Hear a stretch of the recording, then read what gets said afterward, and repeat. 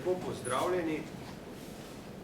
To tiskovno konferenco danes, najprej se vam zahvalim, da ste prišli. Sklical sem jo pa za voljo tega, ker je včeraj po naši informaciji iz kliničnega centra, da sem z včerajšnjim dnem odpovedal pogodbo kot direktor UKC Maribor, pogodbo, ki je začela veljati 1.1.2015, podpisana je bila 1.11., se upravičujem, 1.11.2015, podpisana je bila 31.10. Oziroma 28.10. verjetno, pa to ni niti bistveno, da odpovedujem to pogodbo. Moram povedati, da sem zvečer pravzaprav videl, ker nisem bil doma, sem zvečer videl, da je bilo zelo veliko telefonskih klicov, SMS-ov in vsega. In se mi je zdelo prav, da javnosti pojasnim za razloge.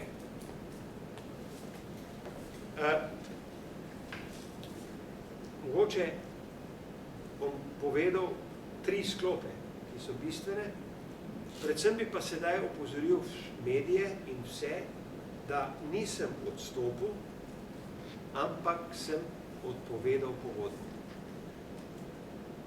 ki je pravno formalno veljavna. To je bistveno zame, z pravnega vidika, pa imam seboj za to tudi gospoda Danka, ki bo potem pravno to tudi obrazložil. Razlog za to je trojen, kot sem rekel. Na eni strani reševanje problema anesteziologije, kjer sem pri tem problemu imel ves čas pred očmi bolnike in njihove zahteve. Situacija, včeraj smo to na dolgo in široko tudi na tiskovni konferenci objasnili, situacija je postala težka novembra, ko je pravzaprav število operacij upadlo na 50%. Sedaj, z temi ukrepi, mi smo predvideli 3 vrste ukrepov, menedžerske najprej, potem zaposlovanje anesteziologov iz tujine in v 3. fazi domače anesteziologe. Sedaj je ta procent se že izboljšal na blizu 90% programa, kar je dober znak. S tem zvezi je bilo v medijih veliko polresnic in je to tudi eden od razlogov. Drugi razlog je pa ta, da so k temu projektu z figo v žepu, oziroma bi rekel z več ali manj ovirami, pristopile tako najvišji del, seveda tu so častne izjeme posameznikov izvete, najvišji del strokovnega vodstva UKC Maribor, potem strokovne organizacije in tudi Ministrstvo za zdravje, se pravi zdravstvena politika. S figo v žepu. Preskakoval sem nenormalne ovire.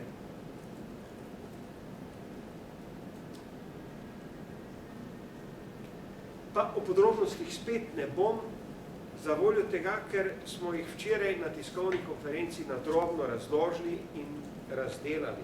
Mogoče je dober del tega, ta, kakor je tudi šef kirurgije povedal, v mesecu maju bomo programske operacije s temi ukrepi upravljali v enakem obsegu, kot smo jih v začetku leta 2015, se pravi 100%, in v številki je to okrog 200 operacij na teden.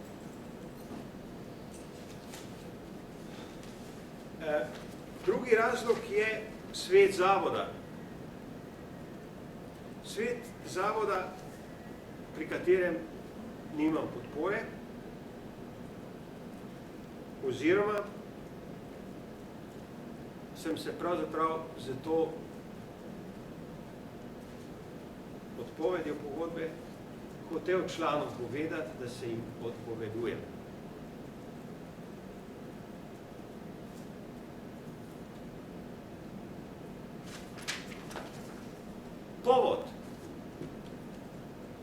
odločitev je bila njihova odločitev, da zaprejo seje za javnost. To je pa bil povod. Vzrok. 21 let sem bil vajen voditi seje, novinari, pred zainteresirano javnostjo, pred komerkoli. Nisem imel navade, pa so bile včasih nekatere seje, nekateri od vas se boste tega spominjali, so bile težke, je bilo na njih izrečeno marsikaj, vendar moj način dela je bil javno. To je bil pa povod, to ni vzrok.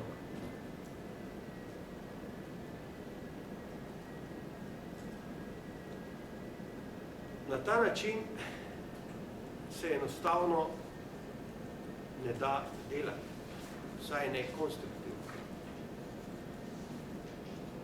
Zato sem to pogodbo odpovedal. Z moje strani. V pogodbi, v odpovedi je tudi omenjen rok 60 dni. Ta rok je zgolj za voljo tega, ker pač je moja pogodbena obveza, da opravljam to delo in spet javno zagotavljam, da bom to delo zvesto, pošteno, strokovno in korektno opravljal tako, kot mi nalaga pogodbena obveznost. Na to bom odšel med zdravnike, ker enostavno pomagati bom poskušal bolnikom na primarnem nivoju, če ne morem pomagati kot direktor na najvišji funkciji, ki je odgovoren za maso operativnega in vsega drugega dela v kliničnem centru, bom pač pomagal kot zdravnik na primarni ravni, v ambulanti in kolikor mi zdravje dopušča tudi operacijski.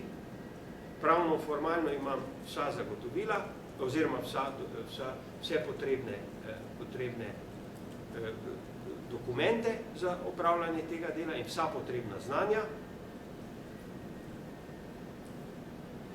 V Talmudu piše, kdor reši eno življenje, je rešil celi svet. To bi bilo vse, kar imam s tem zvezi za povedati. Bi pa prosil še gospoda Danka, da mogoče ta moj poudarek o odpovedi pogodbe razloži mogoče z pravnega vidika. Tako pozdravljeni tudi z moje strani. Gospod direktor Marjevice, direktor Pirinska, bi prosil, da osvetlim pravni vidik njegove odločitve in pa pravne posledice, ki so z tem povezane.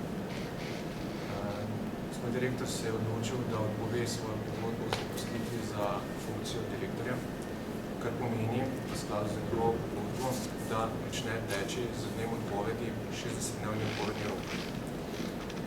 Naj pojasnim razliko med odpovedjo in odstopom, ki se pojavlja nekako kot sinonim v medijih, pa temu pravno gledano ni čisto tako.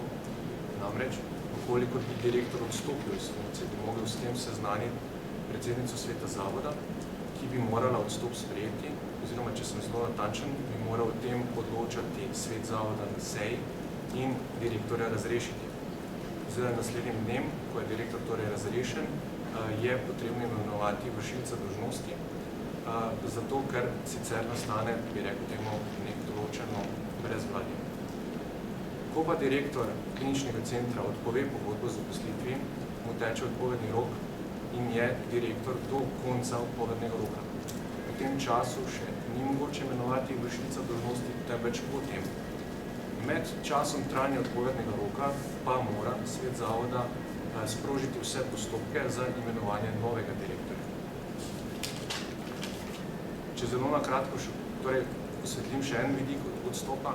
Odstop kot takšen ima, ko je sprejet s strani sveta zavoda, ima naravo sporazumnega prenehanja delovnega razmerja.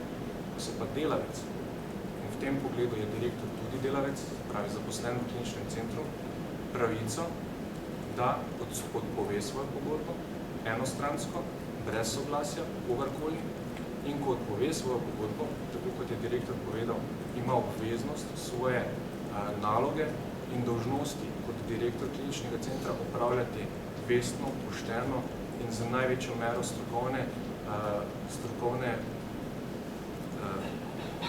skrbnosti, pri čemer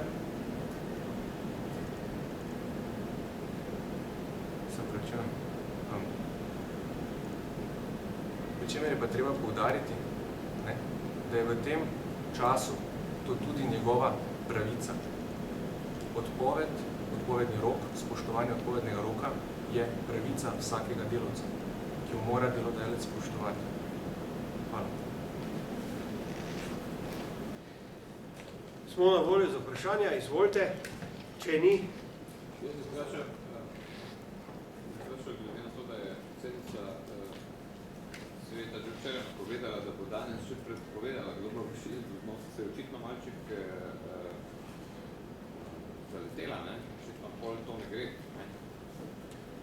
pravno formalno. Moj komentar? Ja.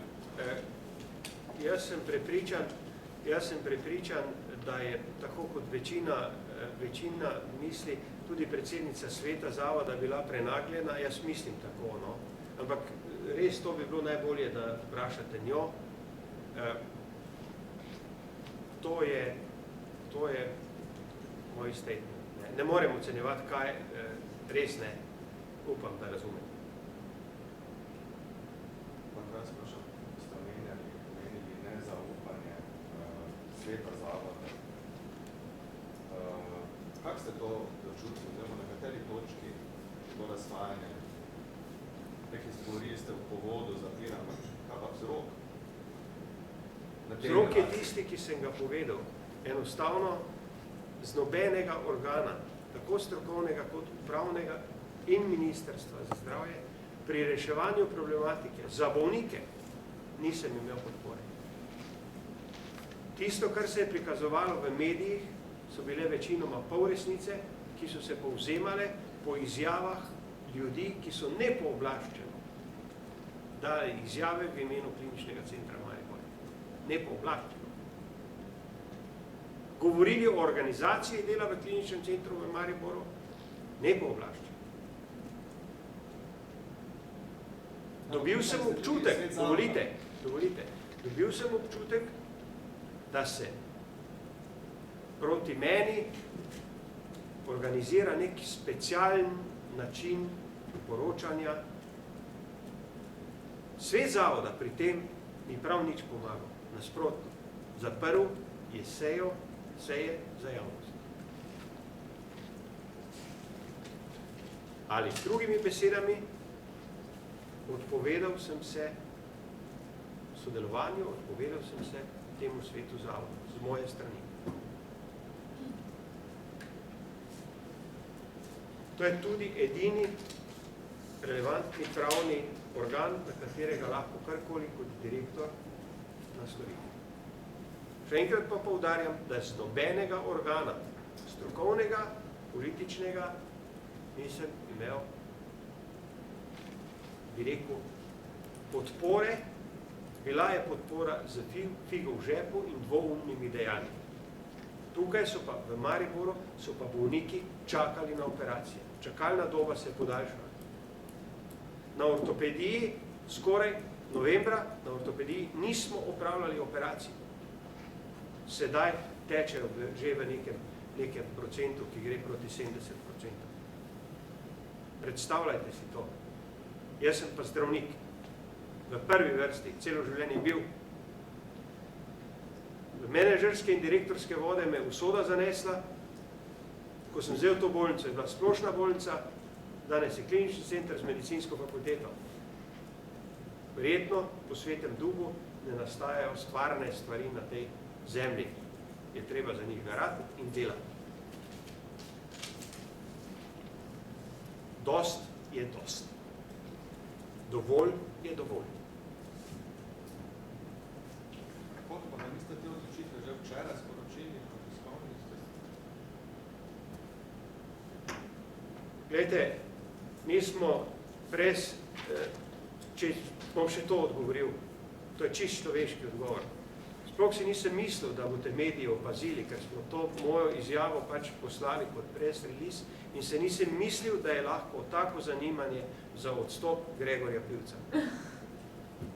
Odkrito. Odkrito. Takšno, kot je bilo pisanje v medijih, zadnje pol leta izjemno, 2 leti pred tem pa kdaj, si tega nisem mogel misliti. Dovolj je dovolj. To je moja osebna odločitev. Sedaj, če sem vprašala, kaj pravite, da ostajate kot zdravnik, ali ostajate kot zdravnik v UKC Maribor, ali kaj to pomeni? Če smem še to povedati, imam pogodbo od leta 1992 kot zdravnik kliničnega centra, ki nikoli ni ugasnila. Ta pogodba je živa in normalno, da je v mirovanju in normalno, da bom bolj zaposlen, tako kot sem napovedal, kot zdravnik, ki bo delal svoje delo. V skladu s svojo starostjo, v skladu s svojimi sposobnosti, z svojimi veščinami, ki jih še, hvala Bogu, nisem čisto pozabil, pri čemer pa zagotavljam, da si bom prvo vzel en mesec svojega osebnega dopusta, zato da bom preštudiral vso najnovejšo literaturo, ki sem jo pa zadnjih 6-8 let zanemaril. Zato, da bom prišel v ambulanto delati pripravljen. In da ne bom naredil kakršnekoli škode svojim bolnikom. Torej, nameravate ambulantno delati tudi v operacijski sobi? Tisto bomo, gledajte, tako kot sem povedal, ne, veščine imam, normalno, da pri svojih letih se tudi kirurgi po 60. letu več ne upravljajo operacij, ki trajajo 7-8 ur, da to delajo mlajši kolegi, ki so, bi rekel, v boljši telesni kondiciji kot jaz, ne. Normalno, da bom pa veliko pomagal bolnikom, pa še nekaj. Lahko pomagam tudi v operacijski dvorani, to pa vzemite bolj kočalo, zato da imamo preveč resni. Vzemite to res kočalo, pomagal bom tudi s svojim znanjem jezikov. Govorim namreč tekoče angleško, seveda hrvaško, tudi srbsko. Govorim tudi relativno, oziroma jaz temu rečem pasivno nemško in francosko. Tako da se bomo lahko sporazumeli v OP bloku. Bom tudi tam pomagal, če bo potrebno. Nobeno delo mi ne bo pretežno. Da pa ste nazadnje operirali? 6 let nazaj. To bi še vprašal, včeraj, kot je bila ministrica za zdravje verjetno vesela in zadovoljna na vaše odločitvi. Nekaj komentar na to? Nobenega. Je komaj čakal, da date odpoved oziroma? Nobenega. Vse mi dovolite, da ostanem galantno, gospod, ne. Zadamem se dobro. Še ga vprašanje? Hvala lepa.